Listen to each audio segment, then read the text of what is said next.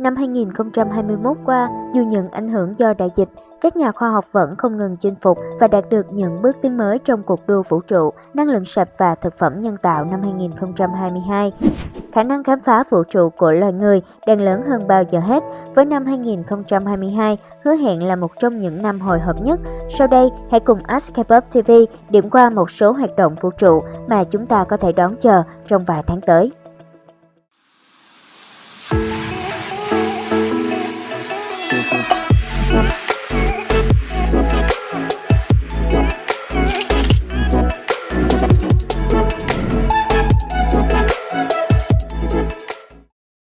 Chuyến bay đầu tiên của hệ thống phóng không gian SLS của NASA. Một trong những sự kiện được mong đợi nhất trong năm sẽ diễn ra vào mùa xuân. Vào giữa khoảng tháng 3 và tháng 4, NASA sẽ lần đầu thử phóng tên lửa SLS cao 101 m, khởi động kỷ nguyên Artemis. Vụ phóng tên lửa của NASA dự kiến tạo ra hình ảnh ngoạn mục khi tên lửa tạo ra lực đẩy 8,8 triệu pound lúc cất cánh, nhiều hơn 15% so với tên lửa Saturn V của NASA. Trong lần phóng này, sứ mệnh của Artemis 1 gồm tàu vũ trụ Orion không người lái sẽ di chuyển 450.000 km đến quỹ đạo mặt trăng và nhanh chóng quay trở lại trái đất. Việc phóng thành công SLS sẽ tạo ra tiền đề cho Artemis 2 dự kiến diễn ra năm 2023, trong đó tàu vũ trụ Orion sẽ chở phi hành đoàn đi vòng quanh mặt trăng và quay trở lại trái đất. Vụ phóng cũng tạo tiền đề cho Artemis 3 dự kiến diễn ra không sớm hơn năm 2025, trong đó các phi hành gia NASA sẽ hạ cánh trên mặt trăng lần đầu tiên kể từ năm 1972. Chuyến bay quỹ đạo đầu tiên của Starship từ SpaceX.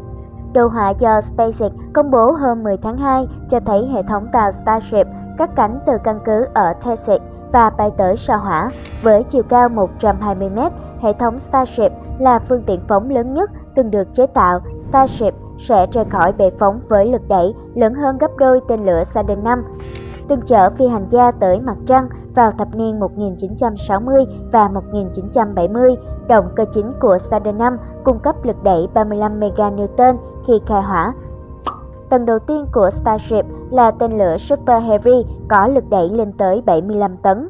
Theo Musk, tàu Starship có thể chở 1 triệu tấn hàng tới bề mặt sao Hỏa, góp phần tạo ra một thành phố tự cung tự cấp.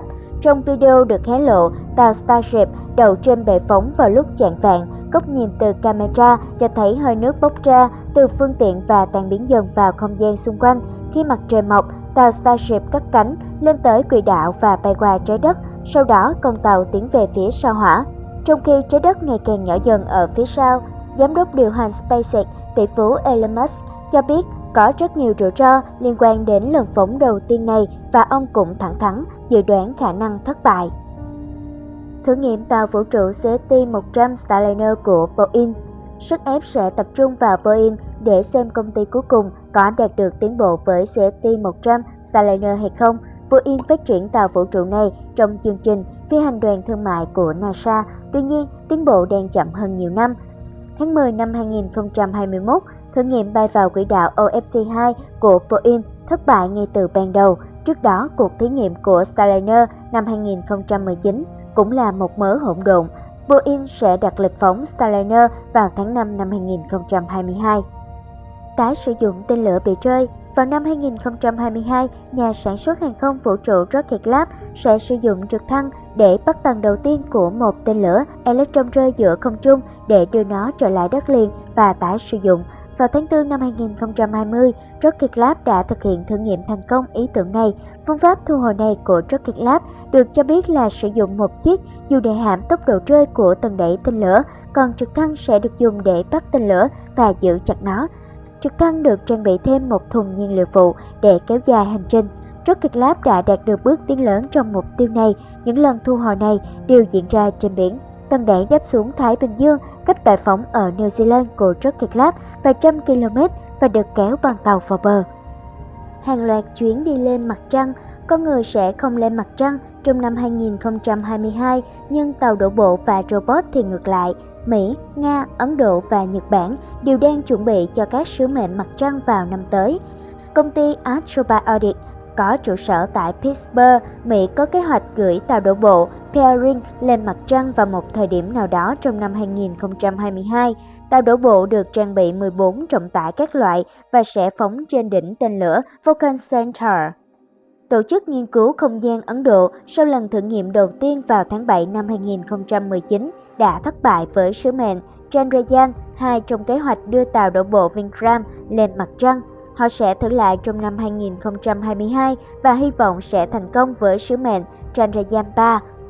NASA cho biết vào tháng 7 năm 2022, Nga dự kiến sẽ gửi con tàu Luna 25, còn được gọi là Lunar Club Lander, đến vùng Nam Cực của mặt trăng với mục đích của sứ mệnh là phân tích thành phần của lớp đất mặt vùng cực, nghiên cứu các thành phần, plasma và bụi của ngoại quyển mặt trăng. Nhật Bản sẽ đưa con tàu Smart Lander for Investigating Moon SLIM lên mặt trăng và là chuyến đi đầu tiên lên mặt trăng của đất nước Hoa Anh Đào. Mục đích của SLIM là kiểm tra khả năng hạ cánh chính xác trên mặt trăng, chẳng hạn như việc xác định vị trí tốt để hạ cánh và tránh miệng núi lửa. Con tàu thăm dò này do Cơ quan Thám hiểm Vũ trụ Nhật Bản JAXA phát triển dự kiến sẽ lên mặt trăng vào một thời điểm nào đó trong năm 2022. Những cuộc thám hiểm trên sao Hỏa. Sao Hỏa là một điểm nóng trong năm 2022 với nhiều khám phá thú vị về hành tinh đỏ vào đầu năm. Và sự quan tâm đặc biệt đến hành tinh thứ tư từ hệ mặt trời sẽ tiếp tục gây chú ý vào thời gian tới. Tàu thám hiểm ExoMars Rosalind Franklin, liên danh giữa Cơ quan Vũ trụ châu Âu và Cơ quan Vũ trụ Nga Roscosmos, dự kiến sẽ cất cánh vào tháng 9 năm 2022. Khi lên đến sao Hỏa, tàu Rosalind Franklin sẽ thực hiện thu thập các mẫu bề mặt và nghiền chúng thành bột mịn đưa vào phòng thí nghiệm trên tàu để phân tích về mặt hóa học, quang phổ và vật lý chi tiết.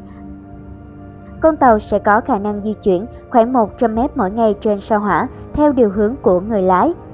Cũng trong năm 2022, chúng ta có thể mong đợi những thông tin mới từ các tàu thám hiểm sao Hỏa Curiosity và Perseverance của NASA, cũng như nhiều chuyến bay của trực thăng sao Hỏa Ingenuity và dữ liệu tàu thám hiểm Trúc Dung của Trung Quốc. Sứ mệnh InSight của NASA sẽ tiếp tục hoạt động trong năm 2022, nhưng đây có thể là năm cuối cùng vì tàu đổ bộ này đang gặp khó khăn khi thu thập năng lượng mặt trời. Diễn biến thiên văn đáng chú ý. Không có nhật thực toàn phần xảy ra năm 2022, nhưng sẽ có 2 nhật thực một phần. Nhật thực một phần đầu tiên năm 2022 xảy ra vào ngày 30 tháng 4 và có thể quan sát được ở phía nam của Nam Mỹ, và lần thứ hai xảy ra vào ngày 25 tháng 10 với vị trí quan sát nhật thực một phần rõ nhất ở châu Âu và các khu vực phía bắc của châu Mỹ. Nguyệt thực một phần vào ngày 15 đến ngày 16 tháng 5 năm 2022 sẽ quan sát được ở các khu vực của Bắc Mỹ và toàn bộ Nam Mỹ, trong khi nguyệt thực một phần vào ngày 7 đến ngày 8 tháng 11 sẽ xuất hiện chủ yếu trên Thái Bình Dương, với những khu vực phía Tây của Bắc Mỹ và Đông Á sẽ quan sát được phần nào. Nhìn chung, có thể thấy những người yêu thiên văn vũ trụ sẽ có thêm một năm tuyệt vời khác để theo dõi các hoạt động vũ trụ. Khép lại một năm 2021 đầy bộn bề, chúng ta sẽ cùng chứng kiến những chuyến du hành mới, những cuộc thử nghiệm mang tính lịch sử để tìm hiểu về vũ trụ trong năm 2022 tới đây. Cảm ơn các bạn đã theo dõi kênh của chúng mình. Nếu thích hãy nhấn like và chia sẻ video nhé. Và đừng quên subscribe Ask K-pop TV để xem nhiều video hấp dẫn hơn nhé. Mình là Thảo Linh, xin chào và hẹn gặp lại.